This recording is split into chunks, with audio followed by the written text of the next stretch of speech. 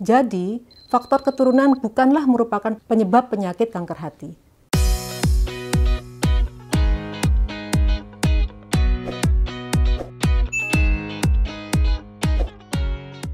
Halo Sobat Sehat, Hai Dok Ina Health kembali hadir bersama saya, Neneng Ratnasari, dokter spesialis ilmu penyakit dalam, subspesialis saluran cerna dan hati.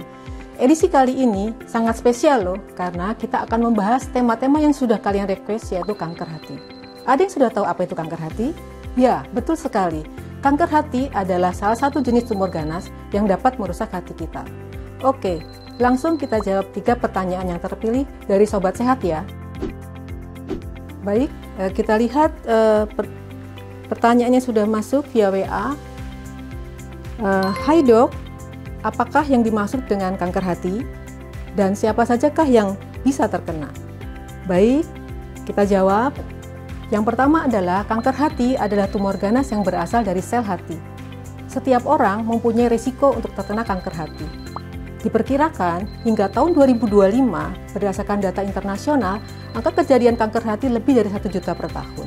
Nah, dibandingkan dengan tumor ganas lainnya, kanker hati memiliki tingkat kekambuhan yang tinggi dengan kesintasan hidup yang cukup rendah.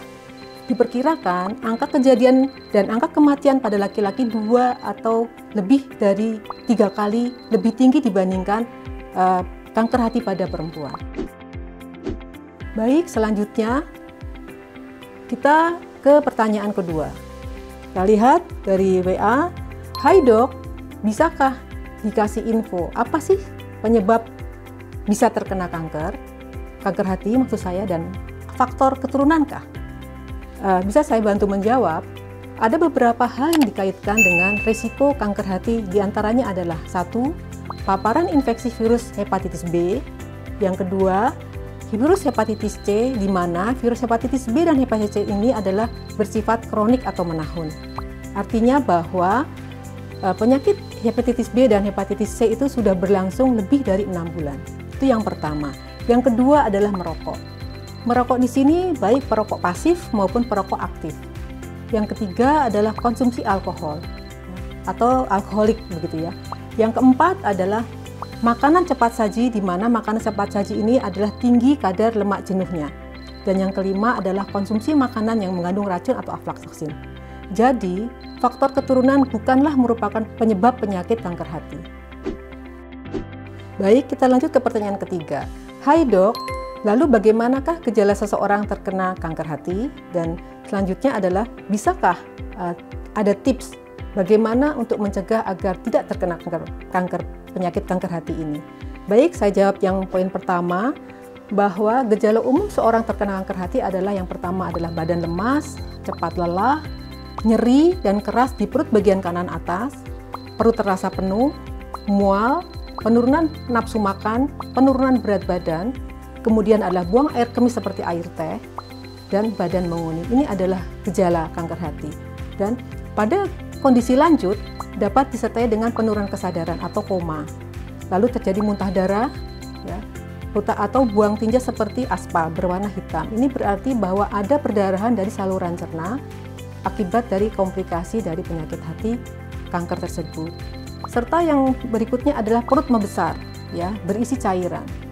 Pada kondisi lanjut, hati akan mengalami perubahan struktur dan ukurannya, sehingga mungkin juga akan terjadi pembesaran hati dan fungsinya juga akan menurun. Baik, ke pertanyaan berikutnya adakah, bisakah dikasih tips untuk mencegah agar tidak terkena penyakit hati? Tipsnya adalah, sesuai dari yang sudah saya jelaskan tadi tentang risiko paparan dari penyakit hati kanker, di sini yang pertama adalah hindari paparan dari virus hepatitis B dan atau virus hepatitis C. Yang kedua adalah menggunakan peralatan sekali pakai. Contohnya di sini adalah jarum suntik, pisau cukur, jarum tindik, pemotong kuku, jarum tato dan sikat gigi. Lalu kemudian hindari berganti-ganti pasangan karena ini berisiko untuk penularan dari pasangan tersebut. Yang ketiga adalah pemeriksaan virus hepatitis B dan hepatitis C untuk calon pendonor. Nah, untuk poin ketiga ini sebetulnya pada darah-darah donor itu sudah di-screening bebas hepatitis B dan hepatitis C. Jadi para penerima donor insya Allah sudah aman ya. Lalu yang keempat adalah, nah ini yang sering kita lakukan ya untuk teman-teman yang ingin cantik ya. Di sini lakukanlah sterilisasi alat kesehatan yang berisiko sebagai media pembawa virus. Contohnya adalah perawatan gigi dan perawatan wajah. Semoga informasi tadi bermanfaat ya Sobat Sehat. Jika masih ada pertanyaan, jangan lupa kirim langsung ya ke akun medsos Ina Health. Kita jumpa di episode selanjutnya. Saya Dr. Neneng Ratnasari, pamit. Salam sehat dan sampai jumpa.